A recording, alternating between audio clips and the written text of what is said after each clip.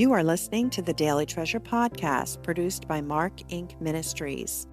Today's devotional is called, Though the Fig Tree Should Not Blossom. Today's treasure, though the fig tree should not blossom, nor fruit be on the vines, the produce of the olive fail, and the fields yield no food. The flock be cut off from the fold, and there be no herd in the stalls. Yet I will rejoice in the Lord. I will take joy in the God of my salvation. Habakkuk 3:17 and 18. Hannah's countenance has changed through her lament. Then the woman went her way and ate, and her face was no longer sad. 1 Samuel 1:18. God moved in her pain and turned her heart toward his presence and grace. Hannah left this intimate time with her God, refueled and energized to face Peninnah and another year of waiting on him.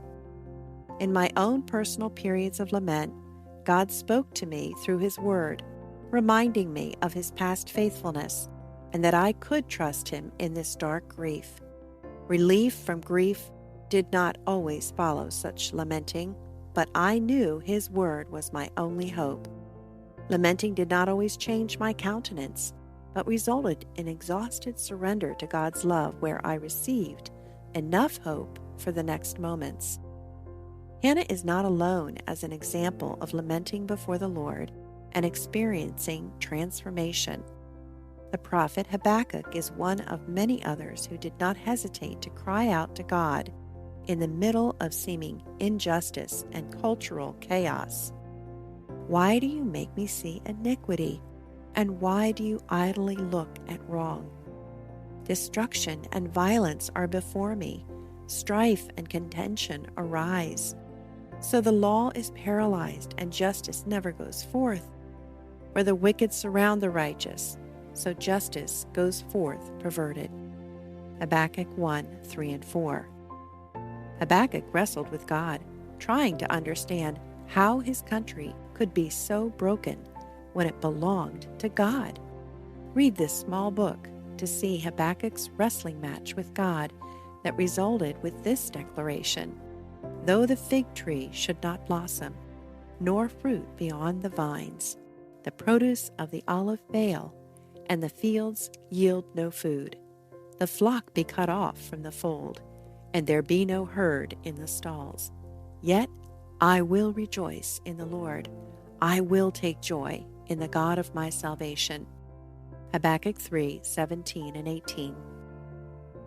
Do you feel hopeless, incapable of tolerating any more pain, torment, betrayal, or disappointing news? God invites your questions and doubts. Take some time away from the distractions of your daily life and ask the Holy Spirit to open your mind and heart to God's truth. Write out your fears and cry out to God for answers. Ask God to remind you of his past faithfulness, writing out a list of tangible blessings. Now make a list of what torments and discourages you. Over each broken place, with your will, choose to worship God with words similar to Habakkuk's prayer. Though the diagnosis is terminal, though my husband has left me, though I lost my job, though my child refuses to let me see my grandchildren, yet I will rejoice in the Lord. I will take joy in the God of my salvation. Do this exercise with your will. Don't wait for your emotions to align with your worship. Friends, thanks so much for joining us for the Daily Treasure podcast. We're so grateful to link arms with you across the world as we are encouraged by the scriptures.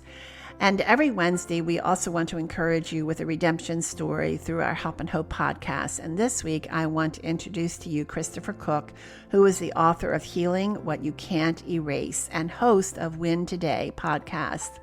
Did you know that 40 million adults suffer from depression and 4 in 10 U.S. adults have developed high levels of stress and anxiety?